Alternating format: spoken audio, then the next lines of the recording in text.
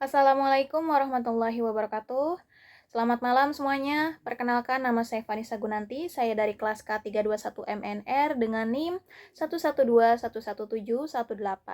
Video ini saya persembahkan untuk evaluasi akhir semester mata kuliah kepemimpinan dengan dosen pengampunya itu adalah Pak Rizky Purwantoro SHMH.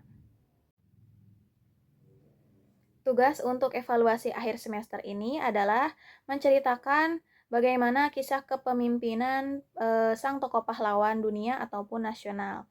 Nah, kali ini saya akan memilih Kapten Pierre Tendean yang telah berkorban, yaitu merupakan sang pahlawan revolusi dalam gerakan G30 SPKI. Nah, saat ini saya akan menceritakan sedikit bagaimana biografi Pierre Tendean. Oke. Nah, Pierre Tendean ini dilahirkan di rumah sakit yang saat ini bisa disebut Rumah Sakit Cipto Mangunkusumo. Pierre Tendean juga merupakan anak dari pasangan Aurelius Tendean asal Manado dan juga Maria Elizabeth, seorang wanita keturunan Belanda Prancis. Pendidikan Pierre Tendean dimulai pada 6 tahun yang berada di Magelang sekitar tahun 1945 atau 1946. Nah, berhubung revolusi kemerdekaan saat itu sedang memburuk, sekolah-sekolah belum dapat berjalan teratur. Akibatnya menjadi kurangnya tenaga guru maupun peralatan sekolah. Saat kecil, Kapten Pierre ini terbiasa melihat para pejuang kemerdekaan Indonesia mengunjungi ayahnya untuk meminta persediaan obat-obatan. Hal ini kemudian lambat laun menumbuhkan sikap kagum dalam diri pemuda tersebut. Nah, ketika itu dia langsung memiliki niat untuk menjadi perwira juga. Nah, pada tahun 1958, Kapten Pierre ini diterima sebagai Taruna Akademi Militer Nasional atas anjuran Jenderal Purnawirawan Aha Nasution yang kenal baik dengan orang tuanya Pierre. Pemuda Minahasa ini kemudian memasuki Akademi Militer jurusan Teknik. Nah, kita masuk ke karirnya Kapten Pierre. Setelah sebelumnya sempat turut serta dalam operasi militer penumpasan pemberontakan PRRI, yaitu Pemerintah Revolusioner Republik Indonesia di Sumatera Barat, Pierre Tendean bertugas sebagai Komandan Peleton Batalion Zeni Tempur 2, Kodam 2, Bukit Barisan di Medan. Nah, karena kecakapannya ini dalam memimpin mengesankan, ia dipanggil untuk mengikuti sekolah intelijen yang berada di Bogor pada tahun 1963. Nah, setelah itu, seusai tamat, Pierre ini diberi tugas untuk memimpin kelompok sukarelawan untuk menyusup ke Malaysia yang kala itu sedang bersitegang dengan Indonesia. Nah, ini sebenarnya ada beberapa aksi kepemimpinan yang telah dilakukan Kapten Pierre Tendean selama semasa hidupnya.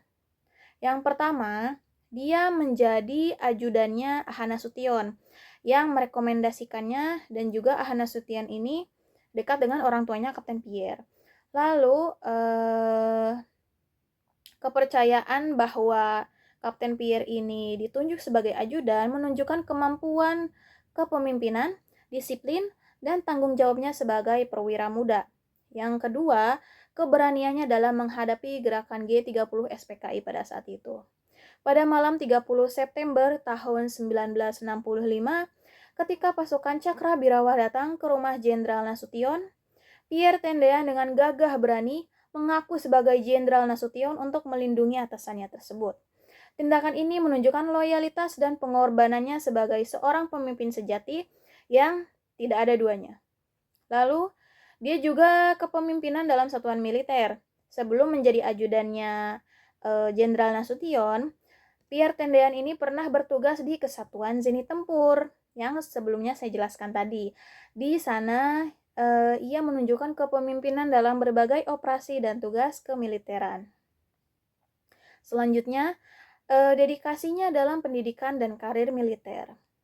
Kapten Pierre Tendean menempuh pendidikan di Akademi Teknik Angkatan Darat atau ATKAD dan lulus sebagai perwira dengan prestasi yang membanggakan. Ia menunjukkan jiwa kepemimpinan dengan selalu disiplin dan bekerja keras selama pendidikan militernya. Mari kita membahas kisahnya Kapten Pierre Tendean dalam menghadapi pemberontakan G30 SPKI pada saat itu.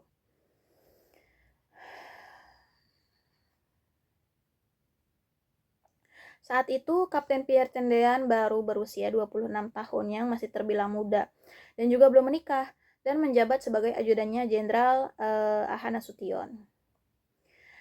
Yang saat itu Ahana Sution itu merupakan Menteri Koordinator Pertahanan dan Keamanan sekaligus Kepala Staf Angkatan Bersenjata.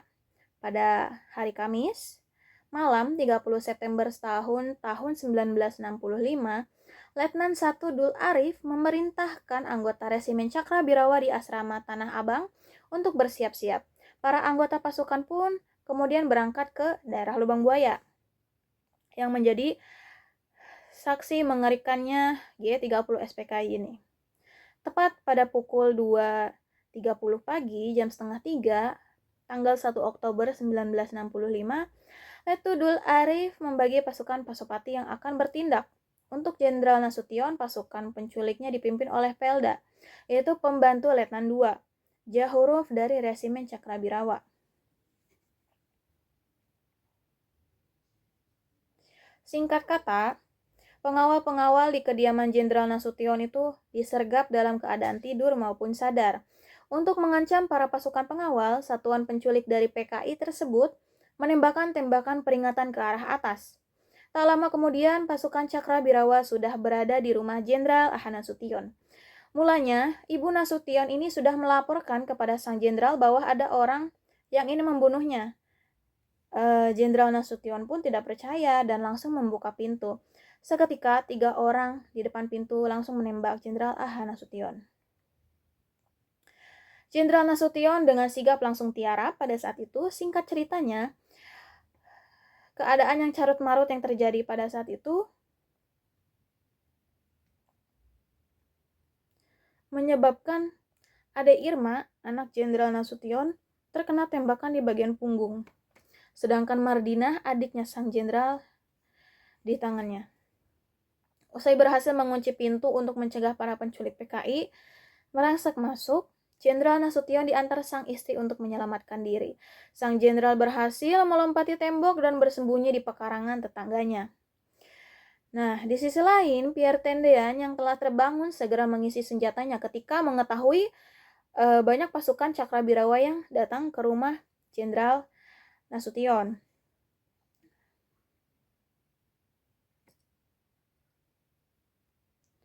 Ketika baru berjalan keluar pun dari pavilion, Pierre Tendean ini disergap para penculik. Orang-orang PKI berbeda pendapat mengenai siapakah sejatinya pria yang mereka tangkap tersebut. Apakah benar itu Jenderal Nasution atau bukan?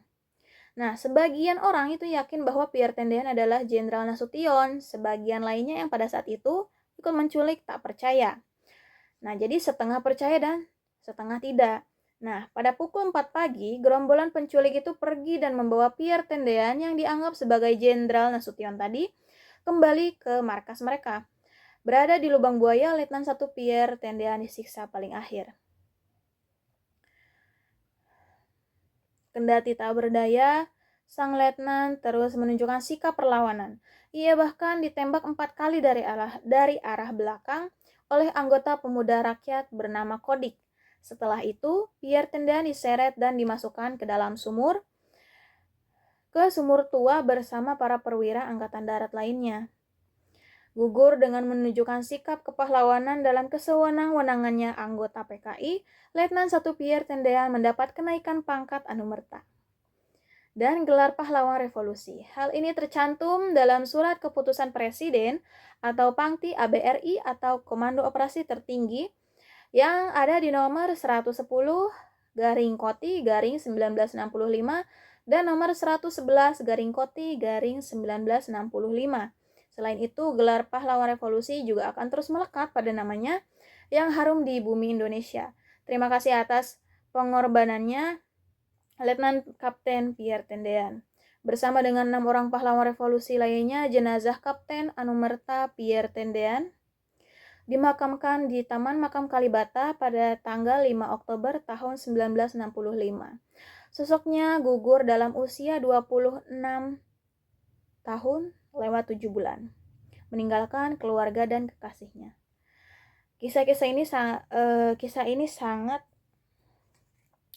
menyedihkan, benar-benar sangat menyedihkan. Di samping itu, saya sebagai pribadi sangat menghargai dan